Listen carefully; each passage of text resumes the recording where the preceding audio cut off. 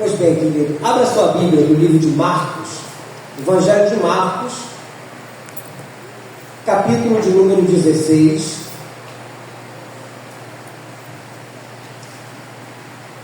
Que fala da ressurreição de Cristo. Na verdade, os 4 evangelhos falam da ressurreição de Cristo. Eu separei o livro de Marcos. Nós vamos depois olhar algumas coisas aqui a respeito desse assunto mais adiante. Peço que você fique de pé. Marcos capítulo 16, que diz: passado o sábado, Maria Madalena, Maria mãe de Tiago e Salomé compraram aromas para irem embalsamá-lo. E muito cedo, no primeiro dia da semana, ao despontar do sol, foram ao túmulo. Diziam umas às outras: quem nos removerá a pedra da entrada do túmulo? E olhando, viram que a pedra já estava removida, pois era muito grande. Entrando no túmulo, viram um jovem assentado ao lado direito, vestido de branco, e ficaram surpreendidas e atemorizadas. Ele, porém, lhes disse: não vos atemorizeis, buscais a Jesus, o Nazareno, que foi crucificado. Ele ressuscitou, não está mais aqui. Veio do lugar onde o tinham posto. Mas ide, dizei a seus discípulos e a Pedro que ele vai adiante de vós para a Galiléia. Lá o vereis, como ele vos disse. E saindo elas, fugiram do sepulcro, porque estavam possuídas de temor e de assombro e de medo, nada disseram a ninguém. Oremos, querido Deus, Pai Celestial. Exaltado seja o Senhor para a leitura da Tua palavra de Deus amado, poderosa. Fale aos nossos corações, nos ajudando nesse entendimento. E eu também, com o Teu arauto, peço essa ajuda, que eu não acrescente nada, Deus, eu não tire nada do que está escrito aqui, mas tudo que eu falar e fizer, seja para a honra e glória do nome santo do nosso Senhor e Salvador Jesus Cristo. E todos, amém? Podem sentar.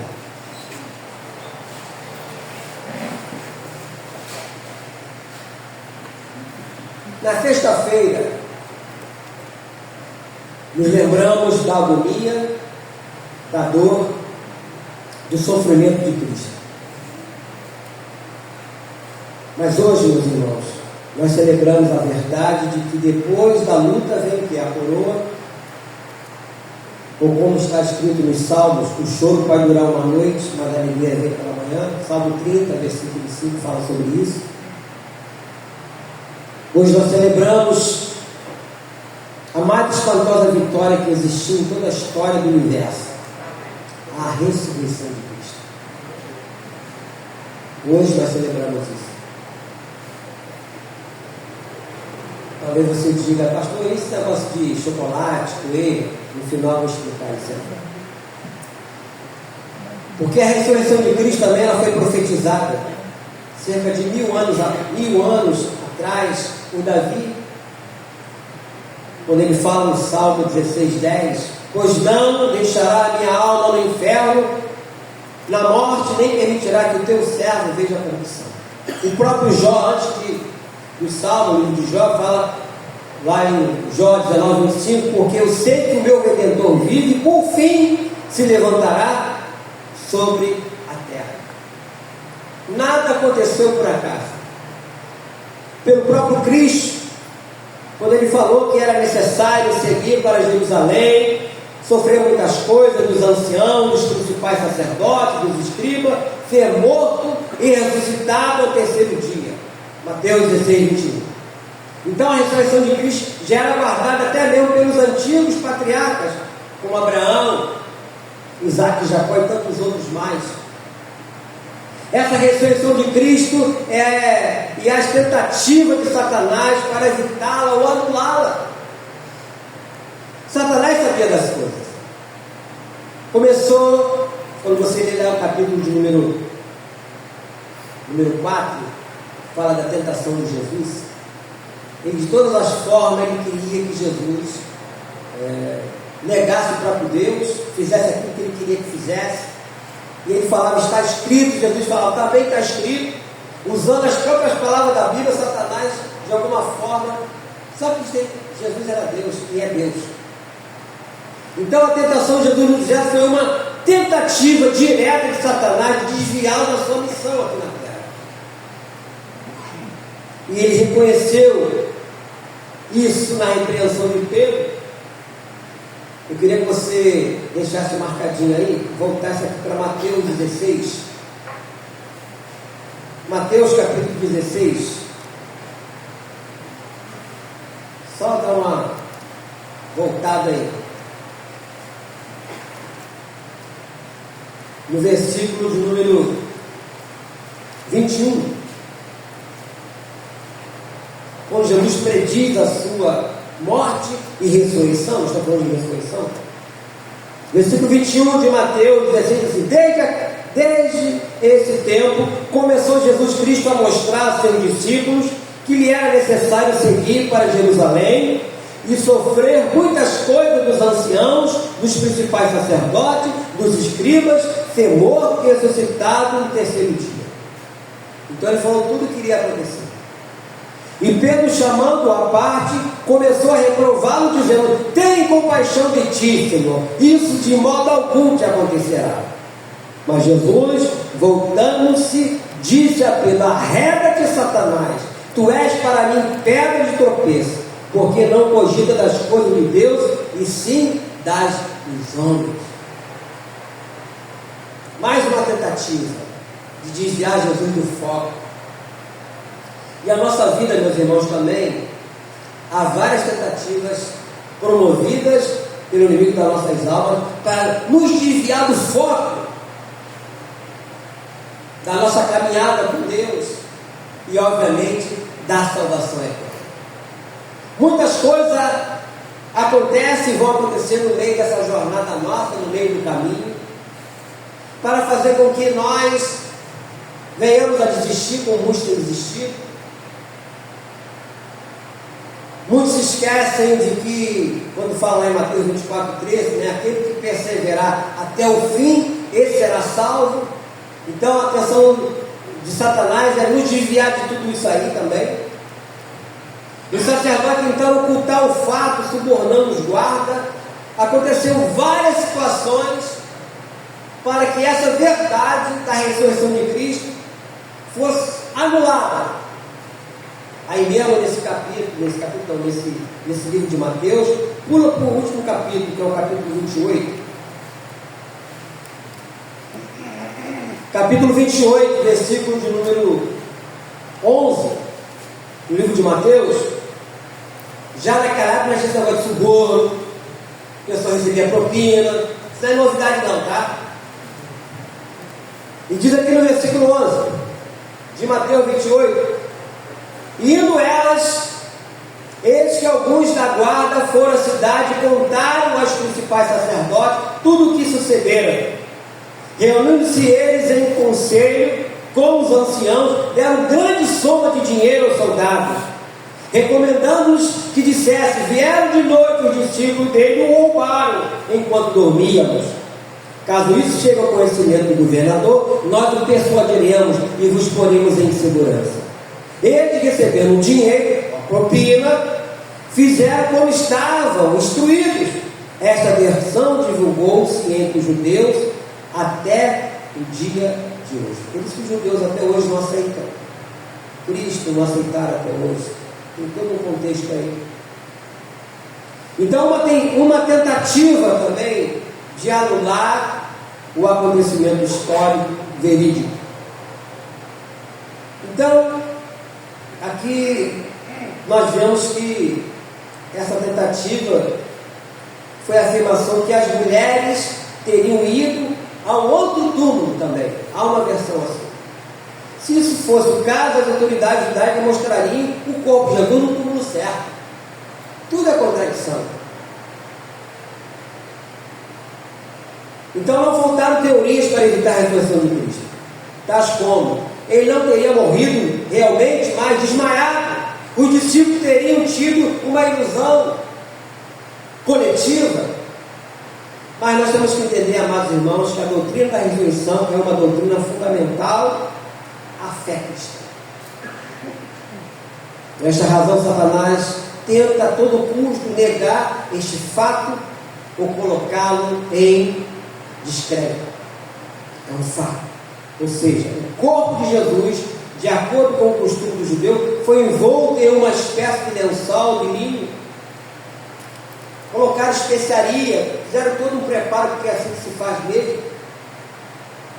Foi depositado no túmulo escavado na rocha sólida, uma pedra bem grande, pesando aproximadamente 2 toneladas, foi colocada, e nessa pedra colocou um selo, como fosse um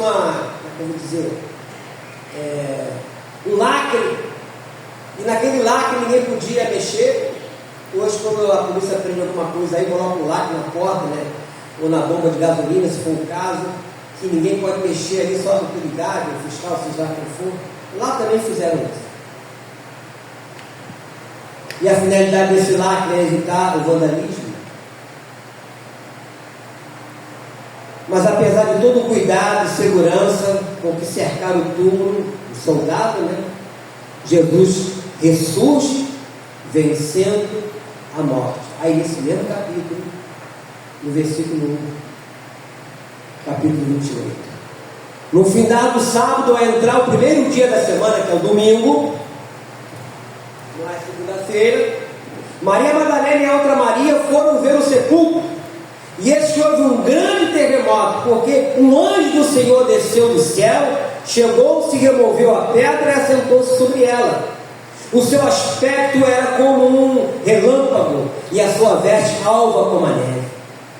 Os guardas tremeram, espavoridos, e ficaram como se estivessem mortos.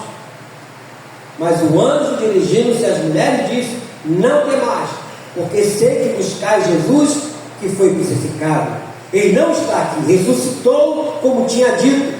Vinde ver onde ele jazia, e depois depressa dizei aos seus discípulos que ele ressuscitou dos mortos, e vai adiante de vós para a Galiléia, ali o vereis. É como vos digo. E retirando-se elas apressadamente do sepulcro, tomada de medo e grande alegria, correram a anunciá-lo aos discípulos.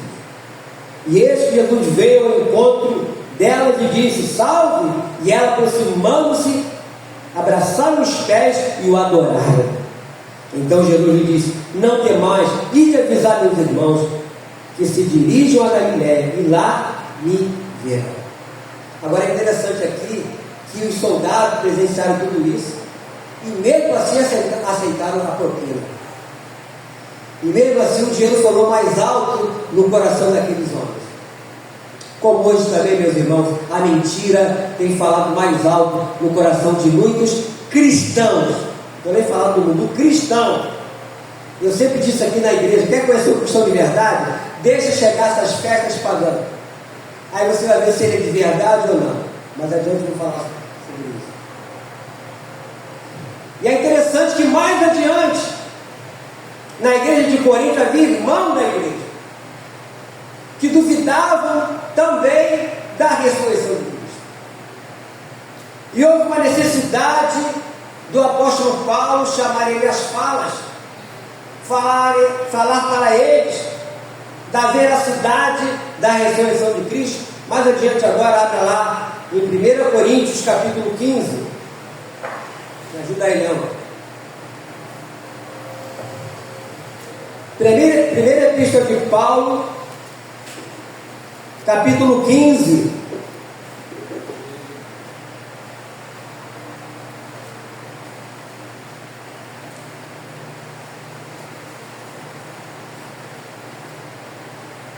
Diz assim: irmãos, quando ele fala irmãos, está falando para a igreja.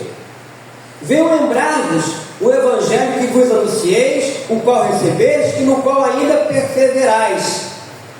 Por ele também sois salvos, se retiveres a palavra tal como vou-la preguei, a menos que tenha escrito em vão. Antes de tudo, vos entreguei o que também recebi, que Cristo morreu pelos nossos pecados, segundo as Escrituras, e que foi sepultado e ressuscitou o terceiro dia, segundo as Escrituras, e apareceu a Cefas, e depois aos 12, depois foi visto por mais de 500 irmãos de uma só vez, dos quais a maioria sobrevive até agora, porém alguns já dormem. Aí eu queria pular aqui para o versículo de número 12, porque havia esse questionamento que Jesus não havia ressuscitado. Aí no versículo 12 diz assim: ora, se é corrente pregasse que Cristo ressuscitou dentre os mortos, como pois afirma algum dentre vós, lá da igreja, que não há ressurreição de mortos? E se não há ressurreição de mortos, então Cristo não ressuscitou. E se Cristo não ressuscitou, é vã a nossa pregação e vã a vossa fé. E somos tidos por falsas testemunhas de Deus, porque temos asseverado contra Deus que Ele ressuscitou a Cristo, ao qual Ele não ressuscitou, se é certo que os mortos não ressuscitam. Porque se os mortos não ressuscitam, também Cristo não ressuscitou. E se Cristo não ressuscitou, é vã a vossa fé, e ainda permaneceis nos vossos pecados. E ainda mais, os que dormiram em Cristo pereceram. Aí essa frase aqui, esse versículo para mim é espetacular, versículo 19. Repete comigo, todo mundo. Se a nossa esperança em Cristo se limita apenas a esta vida, somos os mais infelizes de todos os homens. Isso aqui é coisa espiritual, meus irmãos. Muito espiritual. Muito. No versículo 20 diz: mas de fato Cristo ressuscitou dentre os mortos, sendo Ele as primícias dos que dormem, visto que a morte veio por um homem, também por um homem veio a ressurreição dos mortos. Porque assim como em Adão todos morrem, assim também todos serão vivificados em Cristo. Jesus ressuscitou. Aleluia. E Ele vive. E Ele vive. E Ele vive. E como prova de que não foi uma ilusão provocada pela ansiedade dos discípulos, é porque Ele ressuscitou, então nós podemos também testemunhar como os apóstolos testemunharam. Por aí para o versículo de número 55.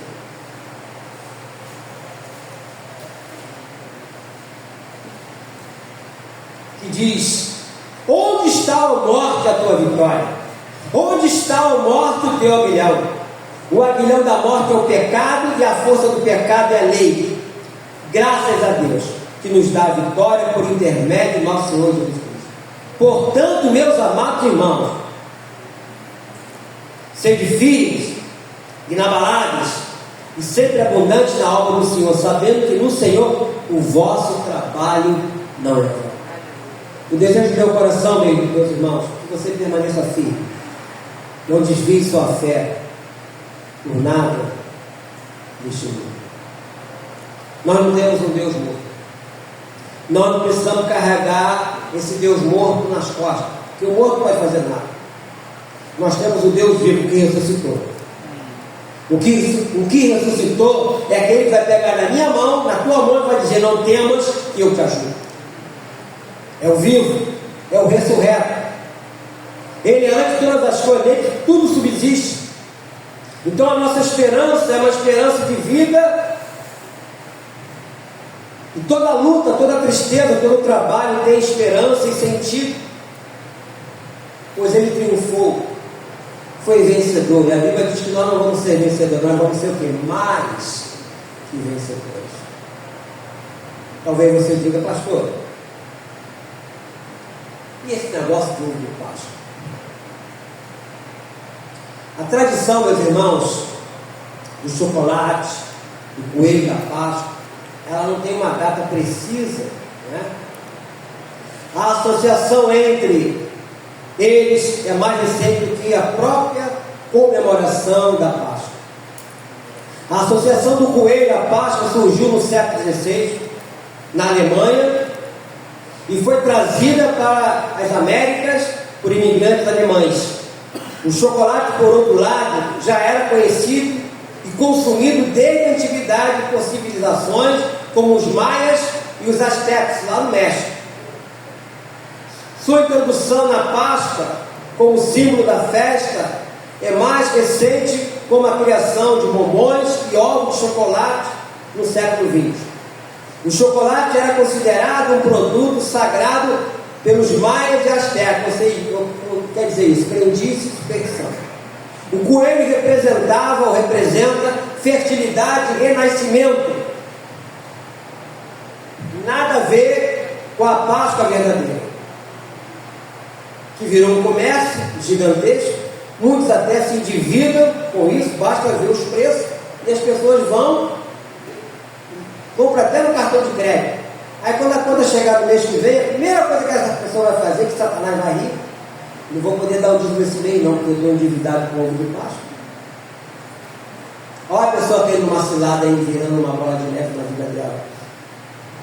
E hoje, infelizmente, muitos que se dizem cristãos embarcam nessa mentira, repetem os mesmos erros dos judeus do passado. Por isso, você vai ver no passado várias vezes Deus falando para aquele povo: eu sou o Senhor vosso Deus, que vos tirei da terra do Egito. Muitas e muitas vezes. E eu vou parafrasear isso dizendo, Deus falando para nós hoje: eu sou o Senhor vosso Deus, que vos tirei deste mundo de mentira, que vos tirei da superstição, da crendice, aqueles patuás que você usava, aquelas coisas que você fazia, aquelas obrigações que você fazia nas encruzilhadas. Eu te tirei disso.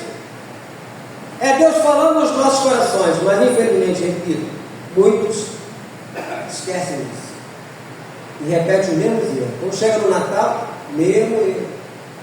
Deixa Jesus de lado e coloca o Papai Noel. Talvez você diga: significado da palavra Páscoa. Abra comigo no livro de Êxodo, capítulo 12. Não vou ler o capítulo todo. Segundo livro da Bíblia, primeiro é Gênesis, segundo é Êxodo. Quando foi instituída a Páscoa judaica, até então.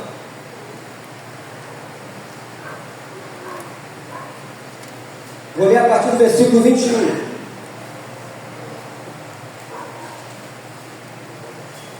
Versículo 21 de Êxodo 12, diz assim: chamou, pois, Moisés todos os anciãos de Israel e lhe disse: escolhei e tomai cordeiro segundo as vossas famílias, e molai que? A Páscoa. Tomai um molho de sopo, molhai no sangue que estiver na bacia, e marcai a verga da porta e suas ombreiras com o sangue que estiver na bacia.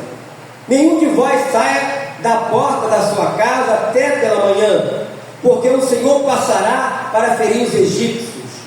Quando vir, porém, sangue na verga da porta e ambas as ombreiras, passará o Senhor aquela porta e não permitirá ao destruidor que entre em vossas casas para vos ferir. Guardai, pois, isto por estatuto para vós outros e para vossos filhos para sempre.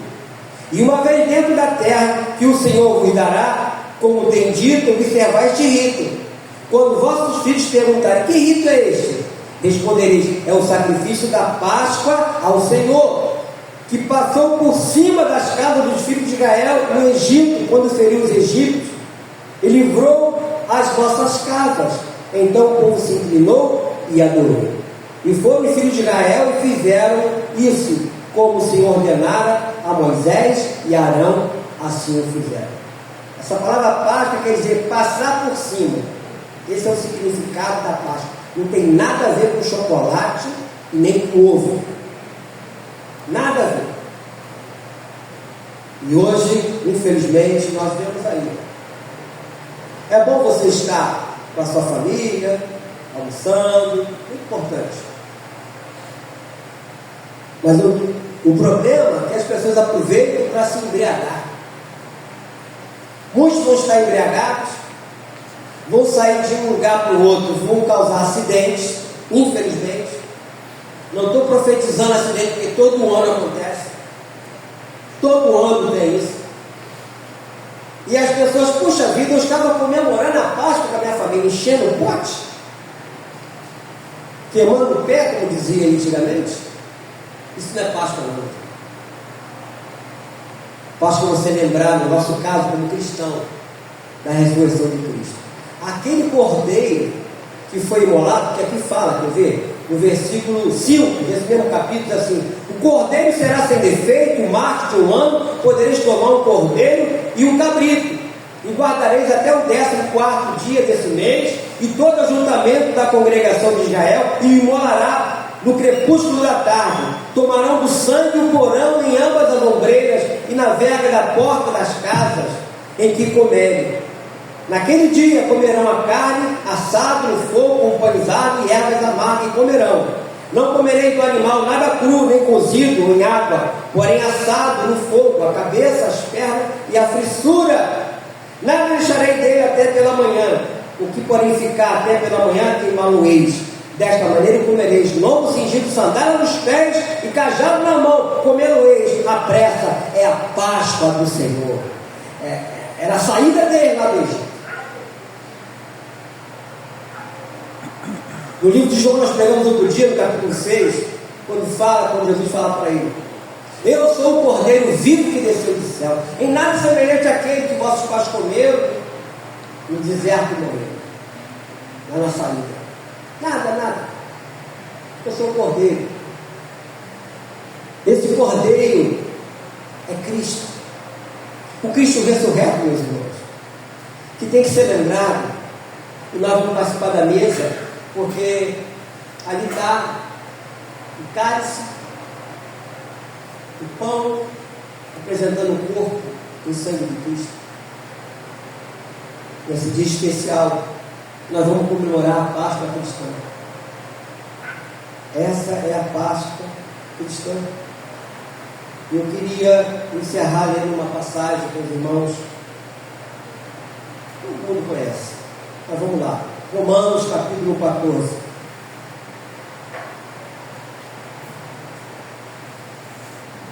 Epístola de Paulo aos Romanos,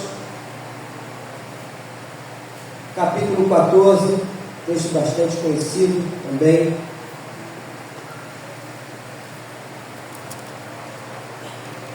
Você vai ler junto comigo o versículo 17, em Romanos 14, versículo 17. Vamos lá. Porque o reino de Deus não é comida nem bebida, mas justiça e paz e alegria onde? No Espírito Santo. Cuidado com as comemorações, com aquilo que vão lhe dar. Isso não é o reino de Deus. O reino de Deus aqui, ele não é comida, não é bebida, mas justiça, paz e alegria no Espírito Santo. É uma alegria que nós não precisamos nos embriagar para tê-la. É uma alegria dentro do nosso coração. E essa alegria continua até o final da nossa vida, mesmo que venhamos a passar por momentos difíceis. E eu entendo que essa é a verdadeira Páscoa, de nós lembrarmos da morte, mas principalmente da ressurreição de Cristo. E Ele vive. Por isso que nós podemos crer no amanhã. Ele vive. Por isso que nós estamos aqui, meus irmãos, porque Ele vive. Amém? Curva a sua cabeça. Querido Deus, obrigado pela Tua palavra, tão expressiva, e que todos nós possamos colocar em prática o que foi nos ensinado. Que nenhum de nós, ó Deus, sejamos enganados com essas quinquilharias que é espalhada aí.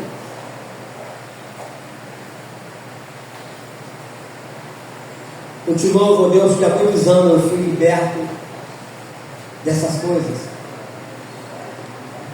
E hoje, ó Deus, eu sei o sentido da ressurreição de Cristo, o porquê. Obrigado, Deus, porque eu não sou mais enganado em gastar o meu dinheiro naquilo que não é pão, naquilo que é o engodo, que é o engano, que é uma mentira.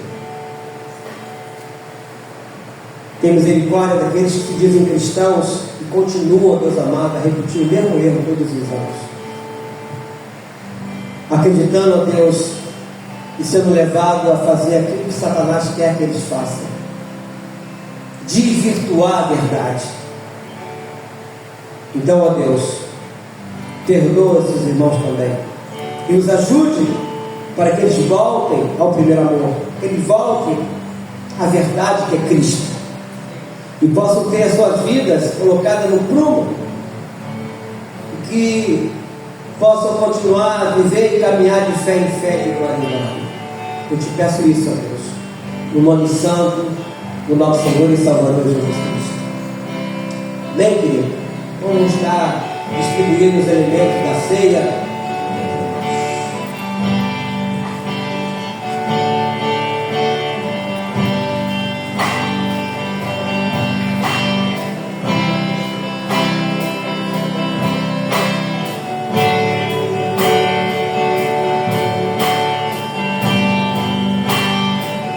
Senhor meu Deus, quando eu maravilhado fico a pensar nas obras de tuas mãos, o céu azul de estrelas pontilhado, o teu poder mostrando a criação. Então minha alma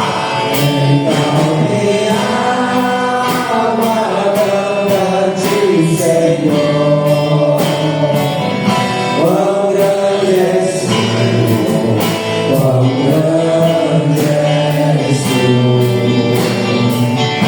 Então minha alma canta-te, Senhor. Quão grande és tu, quão grande és tu. Quão navegado nas matas e florestas, o passarinho alegre ouça cantar, olhando os montes, vales e campinas, em tudo vejo o seu poder sentar.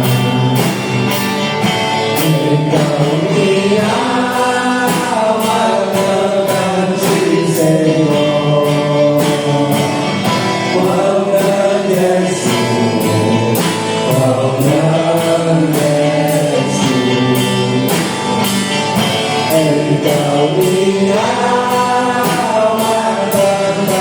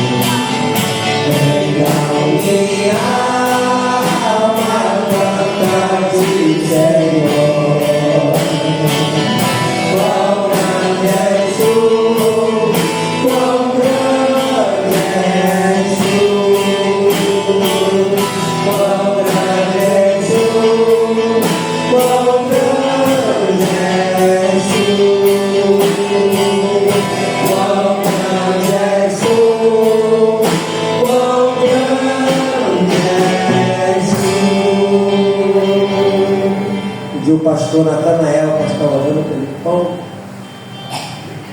Louvado seja o Senhor. Hoje é domingo da ressurreição de Cristo.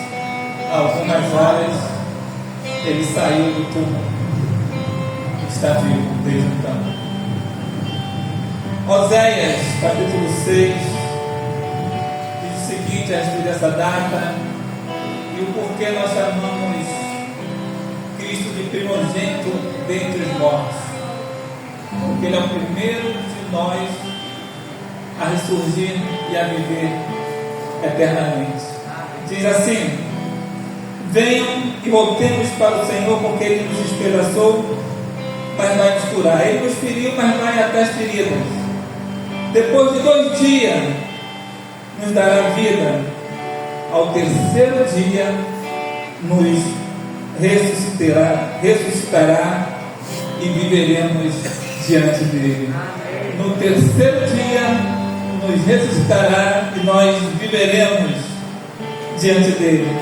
Conheçamos e prossigamos de conhecer o Senhor. Como amanhecer, a sua vida é certa. Ele descerá sobre nós como chuva fora de época que rega a terra. Obrigado, Senhor. Louvado seja. Graças te damos, Senhor, porque tu ressuscitou. E a tua promessa é certa e a sua volta é certa. A sua vida nos dá vida. Obrigado, Senhor, porque o pão foi partido, moído, triturado, mas ele se recompôs. Tu é o pão vivo que desceu do céu e nos mantém vivos. Te damos graça por esse pão, que é pouco para a carne, mas é muito para o Espírito. Comamos dele todo.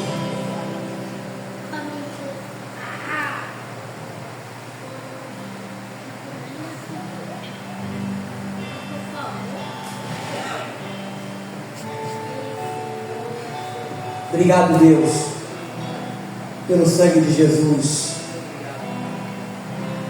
Este sangue nos purifica e nos lava de todo pecado. Com certeza, meus irmãos, esse pedacinho de pão e esse cálice não tem o poder de satisfazer a nossa refeição matinal, o nosso almoço ou a nossa janta. Por quê? Porque é pouco para a carne, mas é muito para o Espírito. Celebramos essa data em memória de Cristo. Como foi dito, Ele voltará para buscar os seus escolhidos. Que todos nós estejamos enquadrados nesses escolhidos. Não nos muitos, mas nos escolhidos. E vamos poder viver para sempre com Ele. Mas enquanto estivermos aqui, temos que lembrar, fazendo esse ato, não somente de fé, mas de obediência à palavra do Senhor, porque todas as vezes que nós nos reunimos e comemos do pão e bebemos do cálice, nós estamos anunciando a morte do Senhor até que Ele venha. Obrigado, Jesus, pelo teu sacrifício, pelo teu sangue derramado na cruz. Tinha um alvo, tinha um objetivo. Nós éramos o alvo e o objetivo, por isso que aqui estamos. E abençoamos esse cálice em nome do Pai, em nome do Filho e em nome do Espírito Santo. Bebamos dele todos. Diga graças a Deus. Obrigado, Senhor. Fique de pé. Depois você vai jogar o cálice no lixo. Ele venceu a morte por amor a todos nós.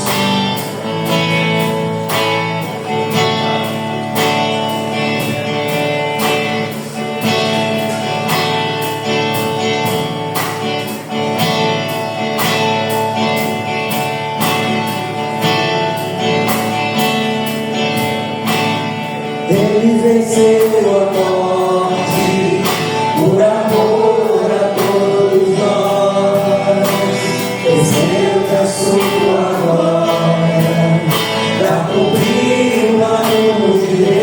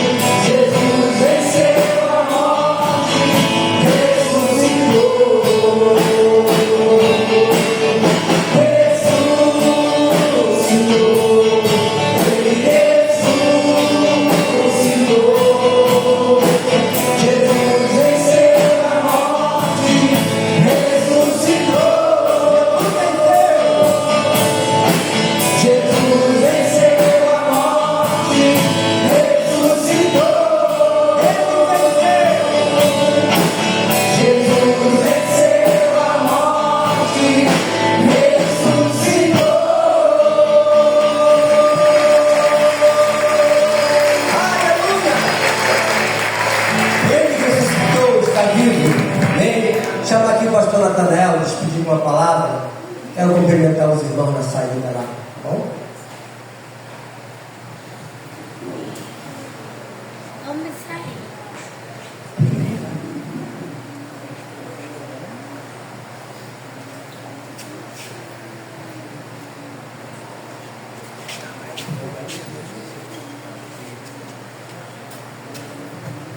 Judas, servo de Jesus Cristo, irmão de Tiago, ele diz o seguinte àqueles que foram chamados pelo Santo Espírito, amados em Deus Pai, guardados em Jesus Cristo, ele os abençoa, dizendo que a misericórdia, a paz e o amor lhes sejam multiplicados.